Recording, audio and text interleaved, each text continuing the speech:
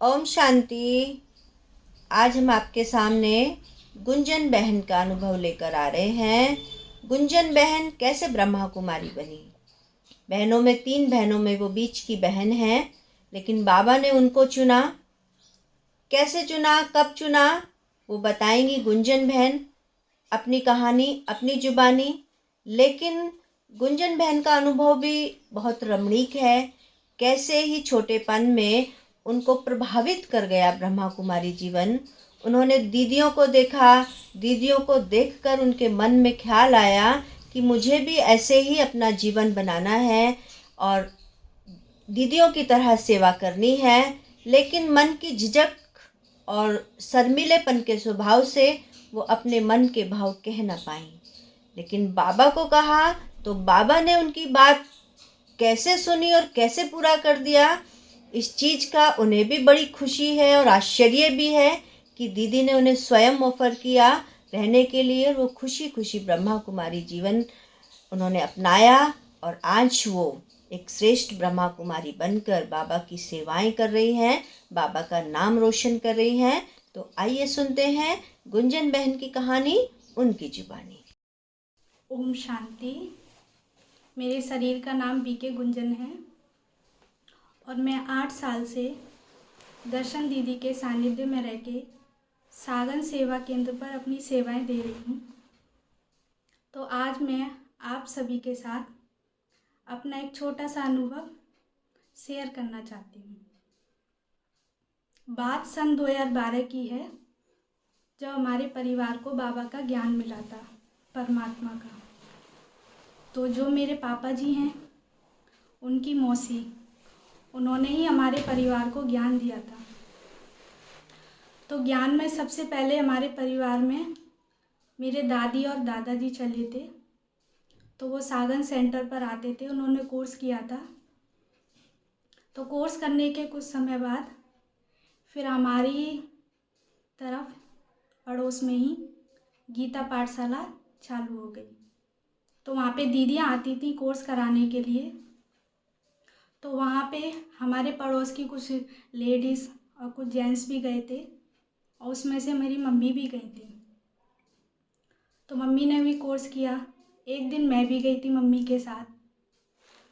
तो मुझे भी बहुत अच्छा लगा, माना दीदियाँ मिली, दीदियों को देख के बहुत अच्छा लगा।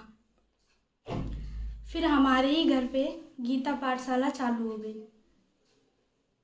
तो हम क्लास करने लगे। तो दर्शन दीदी भी आई थी शायद हमारे यहाँ।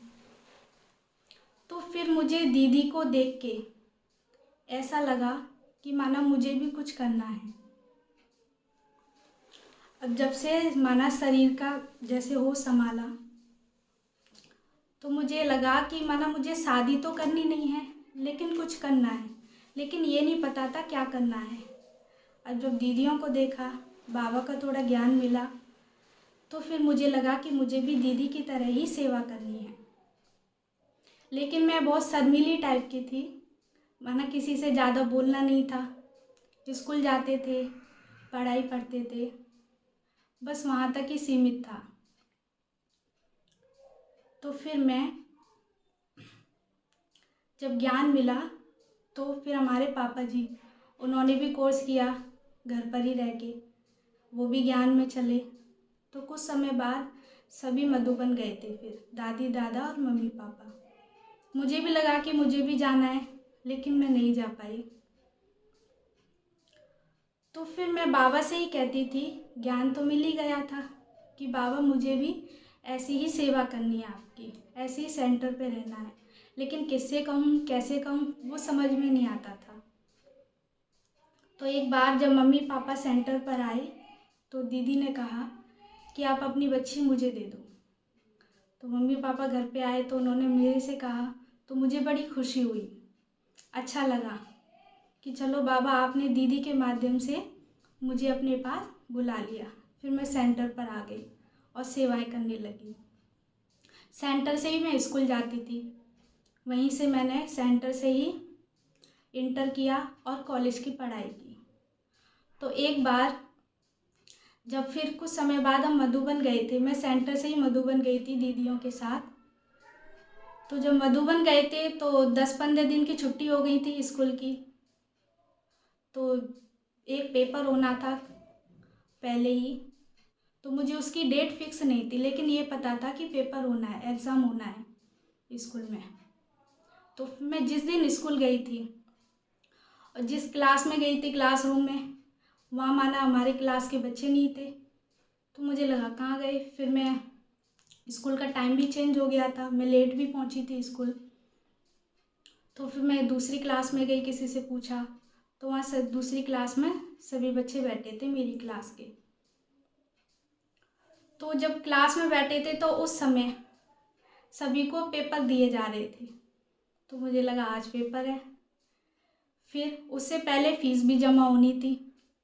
फिर सर ने नाम देखा उसमें कि तुम्हारी फ़ीस नहीं जमा हुई है अभी, कि तुम अभी पेपर नहीं दे सकते। अब मैंने कहा बाबा अब मैं क्या करूं। तो सर ने कहा प्रिंसिपल मैम के पास जाओ। फिर मैं प्रिंसिपल मैम के पास गई, वो बहुत स्ट्रिक्ट थी।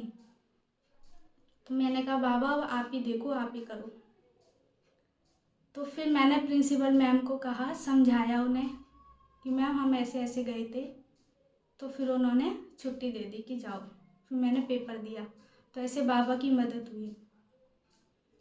तो ऐसे ही एक बार फिर जब मैं कॉलेज में आई तो हम देखो कैसे कि माना परमात्मा हमारी कैसे मदद करता है कि जब हम उसे अपना टीचर बनाते हैं तो टीचर के रूप में आके हमें पढ़ाता है, शिक्षा देता है, समझ देता है। तो जब मैं कॉलेज में आई तो ऐसे ही कॉलेज का एक एग्ज़ाम था, तो मैं एग्ज़ाम देने के लिए गई थी। तो उस समय उस दिन आगरा में बहुत माना हंगामे हो रहे थे, जैसे बसों को जलाया जा रहा था। तो ऐसे सब तरफ चारों तरफ हंगामे से हो रहे थे। तो उस दिन दीदी को मधुबन भी जाना था, तो मैं पेपर देने गई। तो दीदी ने कहा 2 बजे का पेपर था, दीदी ने कहा कि तुम 12 बजे चले जाओ। तो मैं पापा के साथ स्कूटी पे 12 बजे हम निकल गए थे। तो जब निकले देखा चौराहे पर लड़ाई हो रही है, ईंटें फेंकी जा रही हैं। तो उस समय का दृश्य भी मुझे याद है। मैंने कहा बाबा अब आप गाइड बन जाओ हमारे और हमें रास्ता बताओ, क्योंकि जहाँ से जा रहे थे वही रास्ते बंद, कहीं बसें जलाई जा रही हैं, कहीं आपस में लड़ रहे हैं। तो ऐसे करके बाबा ने फिर रास्ता बताया। तो काफ़ी समय के बाद हम एग्ज़ाम देने के लिए वहाँ पहुँचे। फिर कुछ समय के बाद बाबा ने मुझे ऐसे दिखाया जैसे कि एक जैसे डायमंड की थाली है।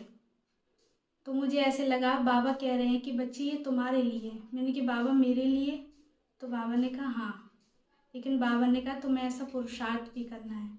मैंने कहा हाँ बाबा करेंगे। तो बाबा देखो हमारी किस तरह से मदद करता है। जब हम उसकी श्रीमत पर चलते हैं, उसके डायरेक्शन पर चलते हैं, तो परमात्मा हमारी हर तरह से मदद करने के लिए तैयार है। तो इसीलिए मैं सागन सेंटर पर रह के अपनी सेवाएं दे रही हूँ परमात्मा की याद में। तो आप सभी आइए, मेडिटेशन कीजिए, सीखिए, और वीडियो अच्छी लगे तो लाइक कीजिए और चैनल को सब्सक्राइब कीजिए। धन्यवाद। ओम शांति।